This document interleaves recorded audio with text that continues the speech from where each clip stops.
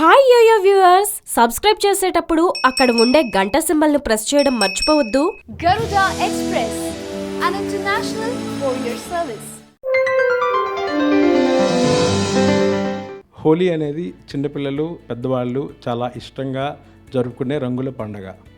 ఈ హోలీ జరుపుకునేటప్పుడు చిన్నపిల్లలు కానీ పెద్దవాళ్ళు కానీ జాగ్రత్తలు, చర్మానికి సంబంధించి ఆరోగ్యానికి సంబంధించి ఎలాంటి జాగ్రత్తలు తీసుకోవాలనేది మనం ఇప్పుడు తెలుసుకుందాం.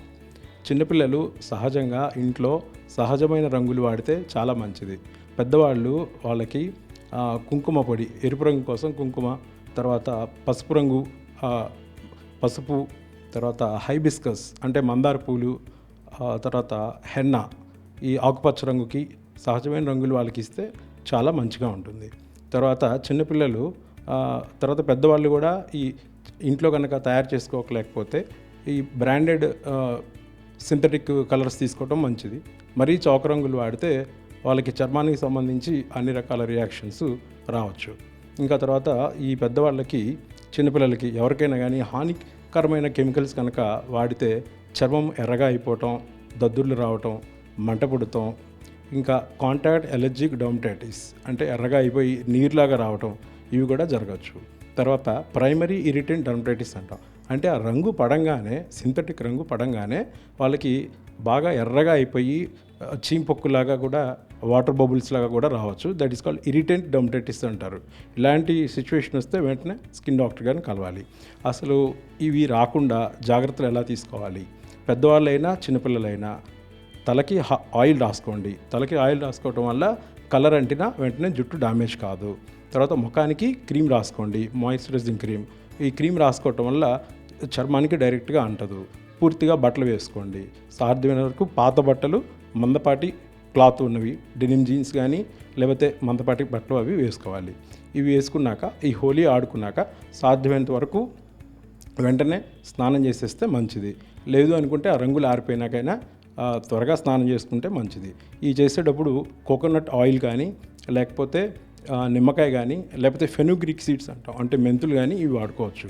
తర్వాత చాలామంది పిల్లలు ఎగ్స్ కానీ లేకపోతే ఈ బెలూన్స్లో వాటర్ పోసేసి వాటితో కూడా ఆడుతూ ఉంటారు. ఇవి కళ్ళ మీద కొట్టుకోకుండా చూసుకుంటూ ఉండాలి. ఆ తర్వాత ఈ ఎగ్స్ తలకాయ కనుక వేసుకుంటే ఏం కాదు. కానీ కుళ్ళిపోయిన కోడిగుడ్లు, తర్వాత మురికి నీళ్ళు, తర్వాత సర్ఫ్ నీళ్ళు ఇలాంటివి మాత్రం పొరపాటును కూడా వాడద్దు. అండ్ చిన్న చిన్న జాగ్రత్తలు తీసుకోండి. ఏది ఈ ముఖానికి ఆయిల్ రాసుకోవటం కానీ, క్రీమ్ రాసుకోవటం కానీ, చేతులకు ఆయిల్ రాసుకోవటం, జుట్టుకు ఆయిల్ రాసుకోవటం, వీలైతే సన్ గ్లాసెస్ పెట్టుకొని ఆడుకోవటం చేసుకుంటే హోలీ అనేది happy Holi and safe Holi for each and every one.